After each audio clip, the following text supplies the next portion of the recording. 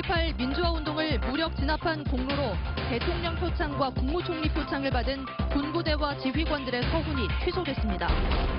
광주시가 10년 넘게 추진해왔던 한국민주주의전당 광주 유치가 사실상 무산됐습니다. 장마가 그치자마자 더위가 시작됐습니다. 광주 전남 곳곳에 폭염특보가 내려진 가운데 이번 주 내내 무더위가 이어지겠습니다. 광주시의회가 개원하자마자 이틀째 파행을 빚었습니다. 의원들이 감투 싸움을 계속하자 시민단체가 그만 좀 하라고 꾸짖었습니다. 여러분 안녕하십니까? 광주 MBC 뉴스데스크입니다. 5.18 당시 무고한 시민들을 무차별 진압했던 계엄군과 지휘관들은 대통령과 국무총리 표창까지 받았습니다. 피해자들로선 분통이 터질 일이었죠. 5.18이 국가기념일로 지정된 뒤에도 이 서운이 유지돼 왔는데 38년 만에야 비로소 취소됐습니다. 첫 소식 송정근 기자입니다.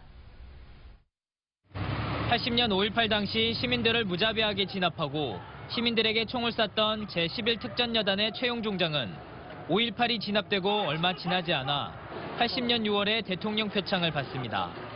시민 진압 계획을 세밀히 세우고 이를 완벽하게 수행한 공이 인정된다는 이유에서였습니다.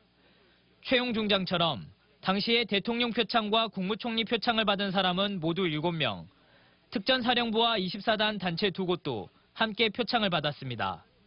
그런데 이들이 받은 서훈을 취소하는 관련 규정이 38년 만에 국무회의를 통과했습니다. 진압 주동자인 전두환과 노태우, 정호영 등에게 주어진 훈장은 지난 2006년 박탈됐지만 표창은 관련 근거가 없어서 지금까지 취소되지 못한 상태였습니다. 5.18 기념재단은 환영의 뜻을 밝혔습니다. 진압 책임자의 서훈을 취소한 것은 진상규명을 밝히고 5.18 왜곡과 조작을 막을 수 있는 계기를 마련한 것이라고 평가했습니다. 특전사, 여단의 여단장들이었단 말이죠. 그들의 훈포장을 이번에 취소했다는 것이기 때문에 그건 달리 말하면 5.18의 어떤 진압 책임, 학살의 책임을 또다시 이제 확인한 거거든요. 이번에 취소 의결된 서훈은 대통령의 재가를 거쳐 취소가 최종 확정됩니다. MBC 뉴스 송정근입니다. 민주화 운동의 역사를 집대성하게 될 한국민주주의전당을 유치하기 위해서 10년 넘게 광주시가 공을 들여왔는데 결국 서울 남영동에 들어서는 곳으로 결정됐습니다. 보도에 김철웅 기자입니다. 지난달 열린 6월 항쟁 31주년 기념 행사장. 기념사에서 문재인 대통령이 민주주의 전당 건립 문제를 언급합니다. 정부가 지원을 결정했습니다. 우리의 민주주의 역사에는 고문과 불법 감금, 장기 구금과 의문사 등 국가 폭력에 희생당한 많은 분들의 절규와 눈물이 담겨져 있습니다. 그 대표적 장소가 남영동 대공분실입니다. 지난 2001년 민주화운동 기념법이 제정된 이래 17년간의 논의 끝에 전당의 위치가 서울로 결정된 것입니다. 5.18 광주항쟁과 3.15 마산 의거를 근거로 전당을 세 곳에 분산해 건립하자고 주장해온 광주시와 마산 지역은 허탈해하고 있습니다. 다만 광주지역 비상대책위원회는 전당 유치가 무산된 만큼 내실을 다지는 쪽으로 방향을 틀었습니다. 옛 광주 교도소 자리에 추진 중인 민주인권 기념파크를 광주시 차원의 사업에서 정부 사업으로 격상시키고 컨텐츠도 민주전당이 유치됐을 때 담으려 했던 내용을 담으면 된다는 겁니다. 기왕에 그러면 민주인권 기념파크를 만드는 데다가 한국민주주의 전당이 광주로 왔다고 했을 때 거기서 할 수 있는 기능을 거기다 넣어버리면은 두 개가 동시에 해결되는 것 아니냐. 비대위는 이달 중으로 전체 회의를 열어 이 같은 내용을 논의할 계획입니다. 광주시도 비대위 논의 결과를 바탕으로 현재 진행 중인 민주인권 기념파크 용역을 수정할 것인지 여부를 검토하고 있습니다. MBC 뉴스 김철원입니다. 올해는 여순 사건 70주기입니다. 때맞춰서 여러 기념 사업들이 준비되고 있는데요. 사업을 추진할 위원회 구성을 놓고 잡음이 일면서 70주기의 의미마저 퇴색하지 않을까 걱정입니다. 문형철 기자가 취재했습니다.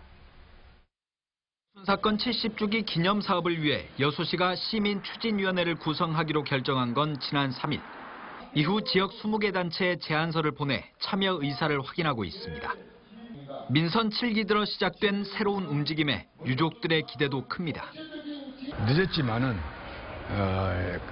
시민 추진회비 구성된다는 자체만 해도 저희들에서는 반가운 일입니다. 가급적이면 금년 70주년을 맞이해서 영타업을 건립해서 하지만 위원회 구성을 둘러싸고 벌써부터 잡음이 일고 있습니다. 위원 20명 가운데 경우회와 보훈안보단체 관계자는 3명. 이들은 보훈안보단체를 추가하거나 각 분야에 자신들이 추천한 인사를 포함시켜달라고 요구하고 있습니다. 기념사업의 방향이 군인과 경찰보다 민간인 희생에 치우칠 수 있다는 이유에서입니다. 또 이 같은 요구가 받아들여지지 않을 경우 추진위원회에 참여하지 않겠다고 밝혔습니다.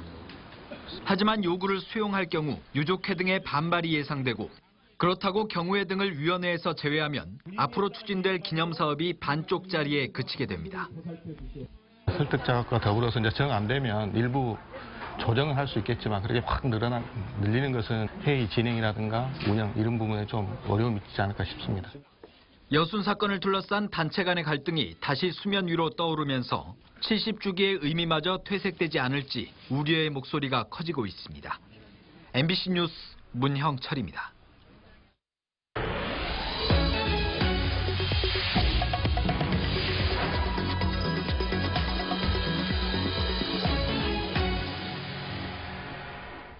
내일부터 더위에 대비 단단히 하셔야겠습니다. 광주의 낮 최고 기온이 33도까지 오른다는데요. 광주 전남 곳곳에 폭염특보도 내려졌습니다. 더위는 한동안 계속될 전망입니다. 이다솔 기상캐스터가 보도합니다. 장마전선이 물러나자마자 무더위가 성큼 다가왔습니다. 거리에는 우산 대신 양산과 휴대용 선풍기가 등장했습니다. 더워서 숨이 턱 막혀가지고 소리 지를 만큼 더워요. 진짜 너무 더워요. 햇볕 너무 강해가지고 모자 쓰고 그러고 나왔어요. 비를 피했던 정자에도 이제는 더위를 피하려는 시민들이 모였습니다. 광주와 전남 지역에 많은 비를 뿌렸던 장마전선은 현재 북한 쪽으로 물러난 상태입니다. 이제부터는 본격적인 무더위에 대비하셔야겠습니다. 오늘 광주의 낮 최고 기온은 31도, 목포는 30도로 대부분 지역이 어제보다 5도가량 높았습니다. 그나마 오늘은 구름이 많이 끼고 바람도 불었지만 내일부터는 더 더워지겠습니다. 광주의 낮 최고 기온이 내일은 33도, 모레는 34도까지 오르겠습니다. 기상청은 이에 따라 광주와 나주, 담양, 장성 등 전남 9개 시군에 폭염주의보를 발령했습니다. 우리 지역은 북태평양 고기압의 가장자리에 들면서 덥고 습한 공기가 유입되고 낮 동안에는 강한 일사까지 더해지면서 당분간 무더위가 지속되겠습니다. 기상청은 당분간은 비 소식 없이 낮 기온이 33도 안팎까지 오르겠지만 태풍이나 북태평양 고기압의 확장 여부에 따라 장마전선이 다시 내려올 수도 있다고 예보했습니다. MBC 뉴스 이다솔입니다. 식탁에 빠지지 않고 오르는 양파의 80%가 수입 종자로 재배된다는 사실 알고 계십니까? 전국 양파 농사의 절반을 전남이 차지하고 있지만 종자 연구에는 관심이 없어서 수입 종자의 자리를 내주고 있습니다. 양현승 기자의 보도입니다. 전남의 한 비닐하우스. 높게 자란 양파 꽃대를 자르는 작업이 한창입니다. 꽃대를 잘라 20일가량 건조한 뒤 꽃이 진 자리에 생긴 종자를 채취합니다. 양파 농사를 지어 수확한 양파를 다시 땅에 심고 또 길러야 양파 종자를 얻을 수 있어 양파 종자 농사는 2년짜리 농사입니다. 지금 국산도 완생종 같은 경우는 상당히 이렇게 저장성도 좋고 오히려 더 일본 종자하고 이렇게 종자종도 이렇게 좋은 품질을 가진 종자들이 많이 나오고 있습니다. 지금. 양파꽃이 피는 시기가 장마철과 겹치고 온도 관리 등도 쉽지 않아 국내에서는 양파 종자 농사가 만만치 않습니다. 국내에서 연간 15톤가량의 양파 종자가 생산되고 있는데 71%인 11톤이 해남에서 나오고 있습니다. 양파 채종을 하시는 농가들이 별로 없는데 이제 그 대부분을 해남에서 차지하고 있으니까 아무래도 양파 농가분들도 이제 양파의 종자를 대부분 생산한다는 자부심도 가지고 계시고 해마다 나아지고는 있지만 양파 종자의 국산 자급률은 여전히 20%대로 채소류 가운데 가장 낮은 수준입니다. 종자를 수입에 의존하면서 양파 종자 로열티만 연간 180억 원에 이릅니다.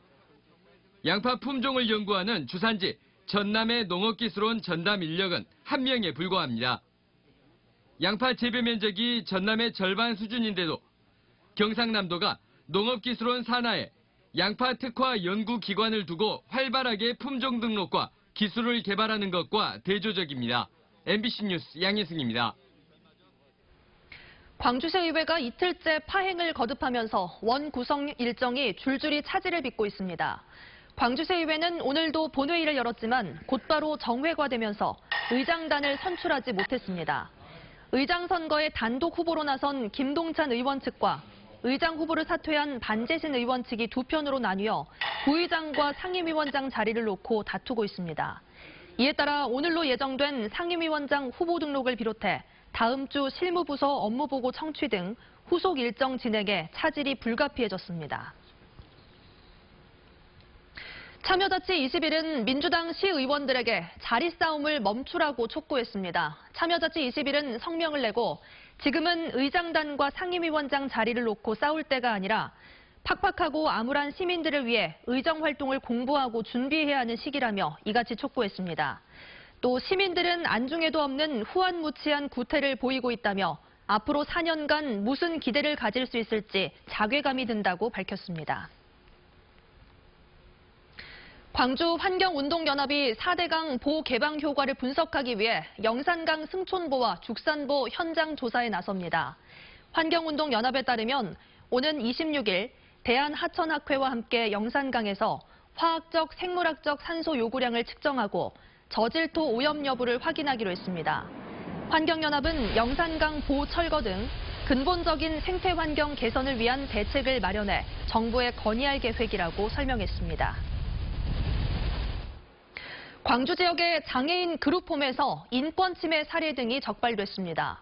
광주시가 지난 3월부터 5월까지 장애인 공동생활가정 30곳을 점검한 결과 비좁은 주거 환경과 열악한 식사 제공 등 인권 침해 사례가 적발됐습니다.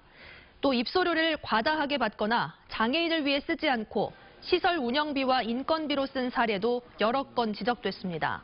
광주시는 이번 점검에서 적발된 그룹홈에 행정처분이나 개선 명령을 내리고 운영 방식도 개선하도록 했습니다.